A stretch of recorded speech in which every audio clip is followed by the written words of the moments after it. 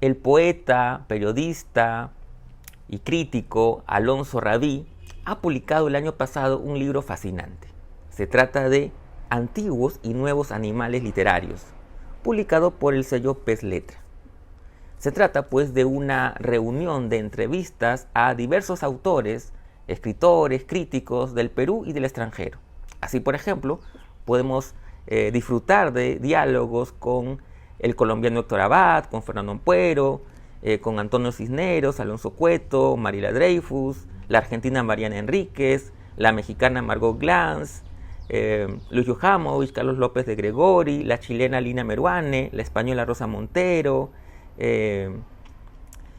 José Miguel Oviedo, el crítico, Karina Pacheco, el premio Nobel turco Orhan Pamuk, Enrique Prochaska, el colombiano Evelio Rosero, el premio Nobel portugués José Saramago, entre otros tantos, ¿no? Un libro imprescindible que nos permite pues ahondar en las miradas particulares de dichos autores. Justamente sobre este libro, que recomiendo mucho, conversé con Alonso hace unos días y quiero compartir con ustedes dicha conversación. Pero antes quisiera agradecer a la librería El Virrey, quienes gentilmente nos cedieron el espacio para dicha conversación. La librería El Virrey, como saben, está ubicada en Miraflores, en el Óvalo Bolognesi 510. Y por supuesto la pueden encontrar también a través de sus redes sociales en Facebook e Instagram. Y a nosotros también nos pueden buscar en Instagram como Letra Capital Oficial. Ahora bien, sin más preámbulos, lo dejo con la entrevista a Alonso Rabí, aquí en Letra Capital.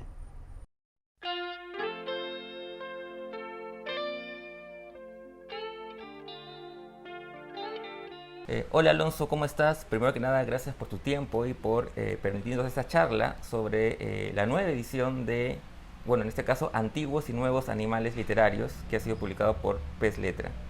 ¿Cómo estás, Alonso? Muy bien, Carlos, muchas gracias por la oportunidad de conversar contigo aquí en Letra Capital.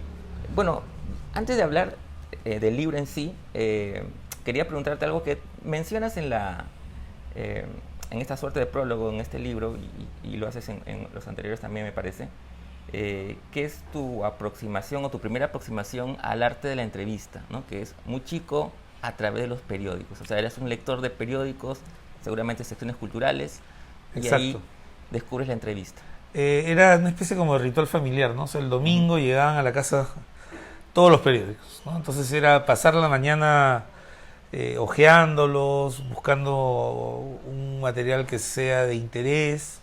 Y a mí me llamó mucho la atención estos textos que no eran artículo ni crónica, sino que eran más bien un diálogo y que tenían letra negrita y luego tipografía normal, y esto se iba sucediendo.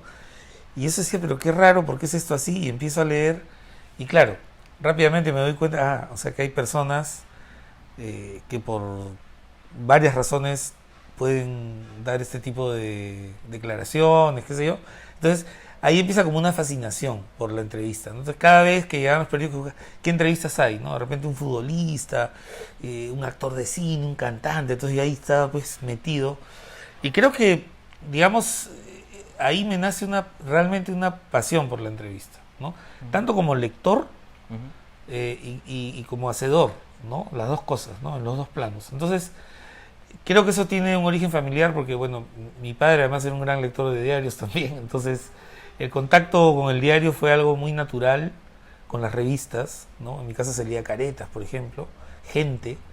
Entonces fue un contacto muy natural, muy casi espontáneo, diría yo.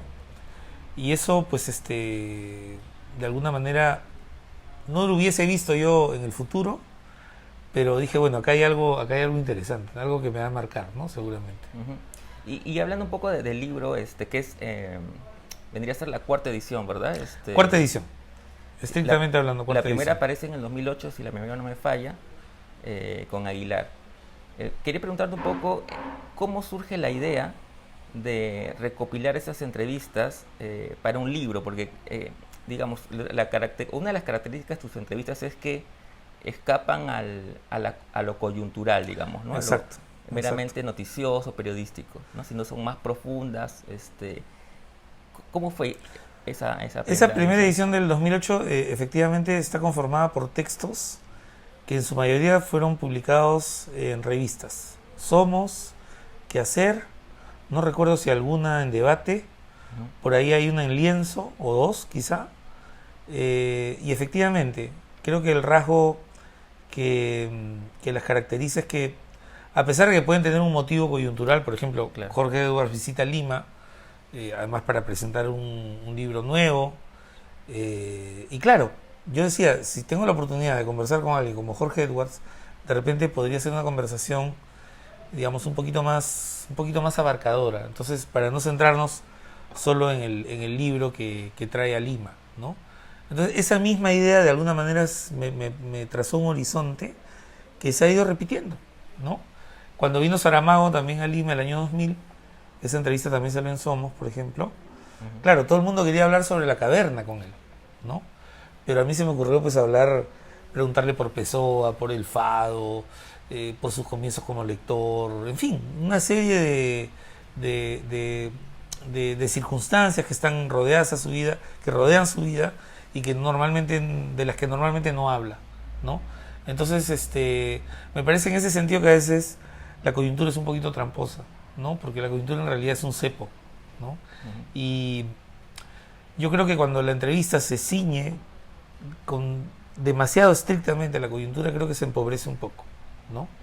Entonces mi idea era hacer todo lo contrario. Felizmente tuve editores como, qué sé yo, Fernando Ampuero o Valo Sánchez León que permitían que uno también aportara, ¿no? En esos diálogos, en esas entrevistas. En esa medida yo me sentí muy libre también de hacerlas. Pero además, sacándolas de la revista, yo normalmente, como ya tú sabes, las revistas siempre te imponen o los periódicos, ¿no? Hay un número de palabras que no puedes exceder. Entonces yo guardaba mi versión original y hacía una versión para la revista. Entonces al momento de pasarlas al libro ya era una versión un poquito más trabajada, un poquito más completa, ¿no? Luego, con las ediciones de 2016 y 2017, se añadieron 10 entrevistas nuevas, hechas al calor de ferias de libro, Hey Festival, aprovechando que mucha gente venía y que todavía todo era presencial, ¿no? Entonces ahí apareció pues Samantha Schweblin, apareció Leila Guerriero, Carlos Fuentes. Carlos Fuentes ya venía de la anterior edición. Juan Gabriel Vázquez, Héctor Abad, Ospina, en fin. Aprovechaba que ellos venían a Lima para hacer esas entrevistas. Yo ya no tenía trato con ningún medio, de modo que me sentía completamente libre. Claro, eso te iba a preguntar. ¿Y hay entrevistas que tú haces ya pensando en el libro, digamos? Exactamente, que son básicamente las últimas, las que incorporo y las que hago sobre todo durante el periodo de pandemia. Que algunas se hicieron para presencia cultural, pero una cosa es cuando ves la entrevista y la escuchas, y otra cosa es cuando tú tomas ese material y le das una forma más narrativa, una forma quizá más cálida también, ¿no? Yo sé que es difícil de repente mantener la atención en un diálogo que dura 40, 50 minutos, y creo que la lectura de alguna manera suple esa carencia, ¿no? Sí. Entonces, sí, o sea, y siempre con la misma idea, o sea, el escritor es también una persona que tiene una vida cotidiana, que tiene unas preocupaciones diarias, no es alguien que vive encerrado en una torre de marfil o en una nube, ¿no? Entonces, en esa medida me interesa también el aspecto humano de cada personaje, ¿no? Claro, y además hay varias entrevistas que tienen un texto narrativo inicial donde tú vas un poco contando las de qué se circunstancias de trata. la entrevista o tal vez tratando de hilar una historia sobre la persona, ¿no? Claro. Eso es una manera como de, digamos, también de tirarle un gancho al lector, ¿no? O sea, mira, esta persona que, ¿no? Tiene estas cosas, o me ocurrió esto cuando fui a hacer la entrevista, un poco tratando de generar empatía también con el lector, ¿no? Claro, por ejemplo, hay una entrevista al vuelo que le haces a Enrique Vilamatas, ¿no? Ajá, Entonces tú narras sí. un poco las circunstancias. Sí, cómo lo vi con su periódico ahí, o sea, exacto. O sea, porque creo que eso, de alguna manera, enriquece, ¿no? O sea, te da una mirada distinta sobre el personaje. Ya no es solo un escritor, ¿no? También es un hombre que acepta o rechaza cosas, Claro. es un hombre que puede conversar, ¿no? O que le gusta el fútbol como Villoro, por ejemplo. Exactamente, o que le gusta el fútbol como Villoro, así es. Ahora, cuando uno lee las entrevistas, como decíamos que son profundas, tú analizas un montón de cosas, uno nota pues que hay un trabajo previo de investigación, pero en este caso yo también advierto que que también es una, o sea, tiene mucho de placentero, porque tú eres un gran lector, entonces muchos de los escritores son autores que tú has leído con mucha fascinación. Es verdad. Yo a veces llego, hay entrevistas a las que he llegado con la idea de que me iba a sentar con una persona que conocía ya, ¿no? De alguna forma, ¿no? Eh, entonces, en algunos casos hay un proceso de investigación, de búsqueda de notas en archivo, búsqueda de datos, esos datitos que te pueden abrir un horizonte en una conversación, ¿no? Ese tema que no tenías planificado y que de repente aparece y te da lugar a un desarrollo pues magnífico. Y además está la lectura, como dices tú, la lectura de esos autores. Por ejemplo, yo llego a la entrevista con Alonso Cueto pues prácticamente conociendo toda su obra. Llego a la entrevista con Leila Guerriero habiendo leído Plano Americano, muchas de sus crónicas, luego de haber seguido sus columnas en el país y de haber leído ese libro maravilloso que es Zona de Obras, ¿no? Donde ella reflexiona sobre su quehacer, ¿no? Con la crónica y con el periodismo narrativo, ¿no? Entonces, en muchos casos ocurre eso. En otros casos, por ejemplo, Saramago prácticamente me cayó, no de un día para otro, pero en un tiempo relativamente corto, entonces lo poco que había de él en ese momento en Lima, o sea, me lo devoré prácticamente. Y luego, pues, buscando entrevistas, porque fíjate, nadie va con 100 preguntas originales, ¿no? Yo aprovecho mucho, yo soy como dicen algunos, un reciclador. ¿En qué sentido?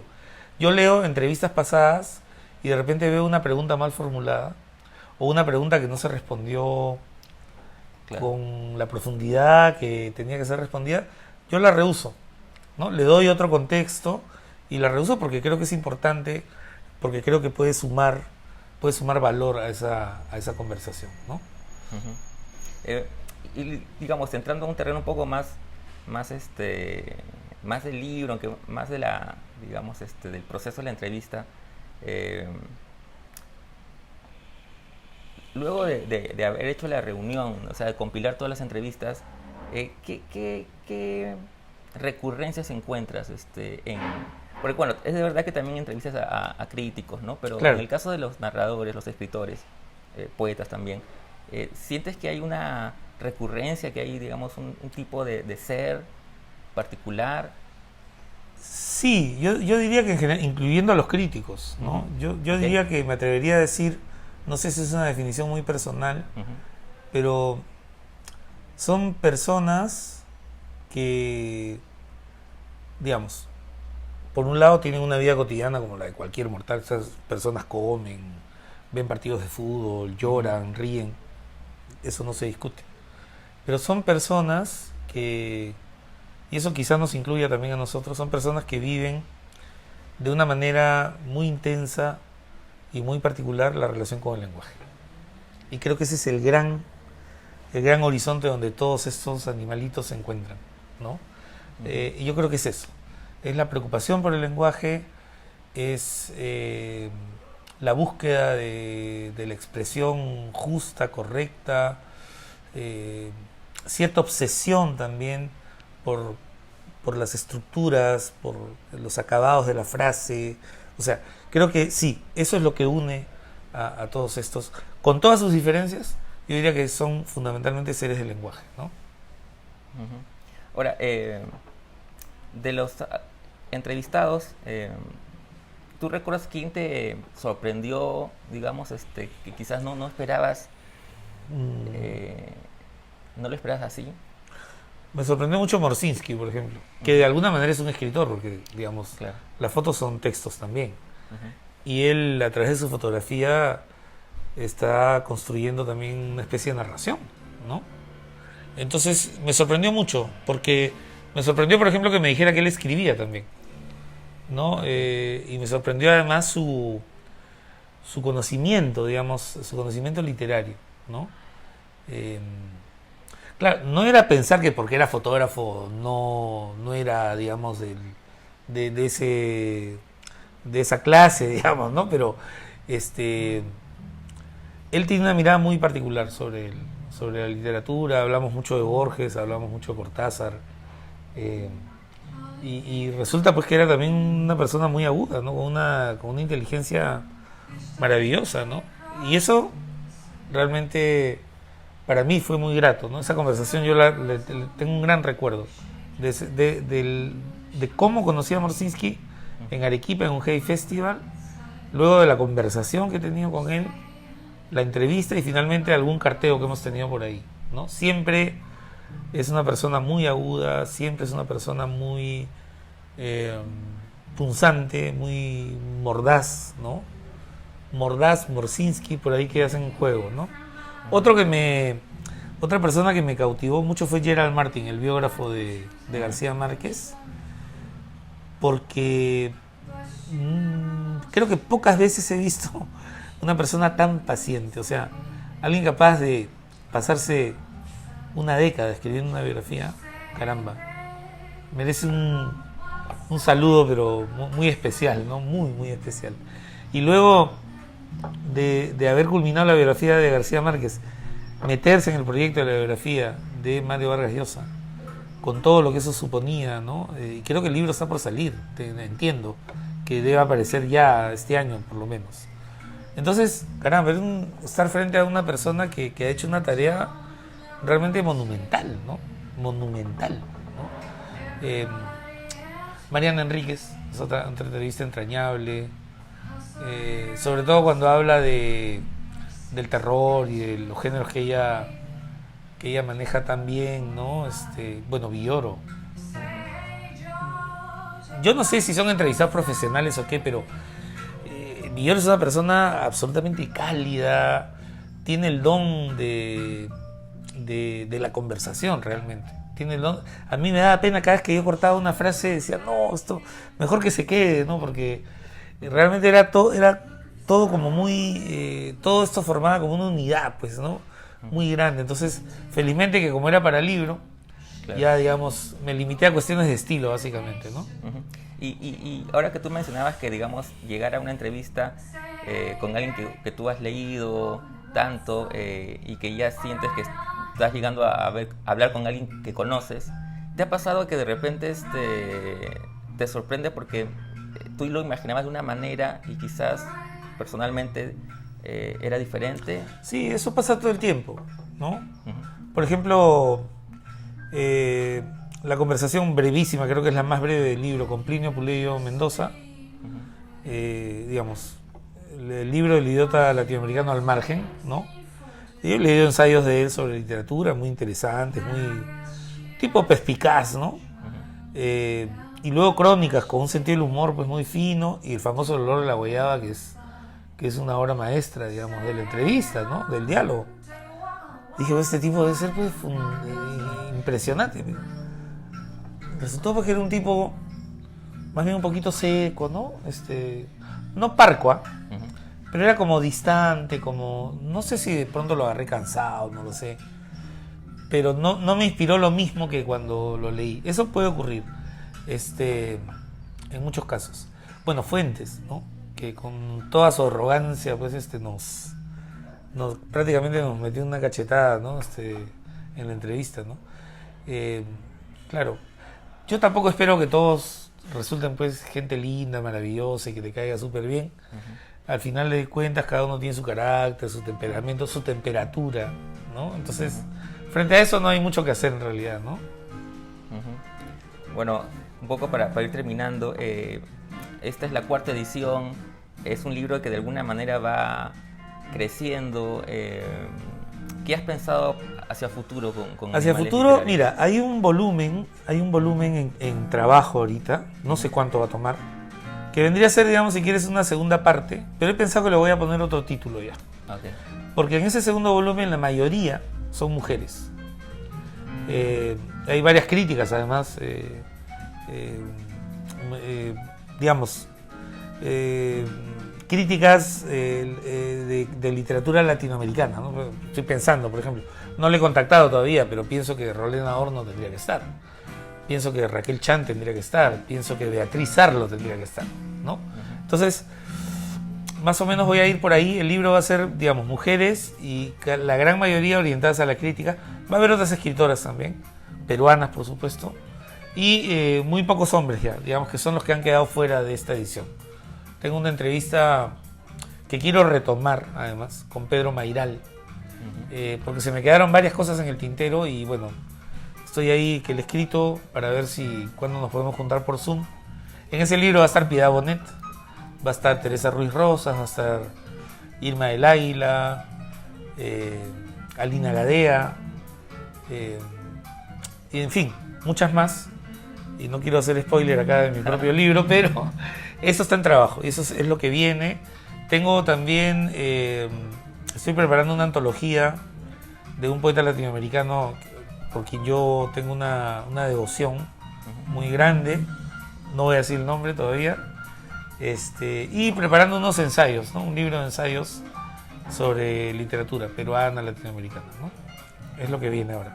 Estupendo. Muchas gracias, Alonso. Siempre es un placer conversar contigo. Muchísimas gracias, Carlos. Lo mismo digo.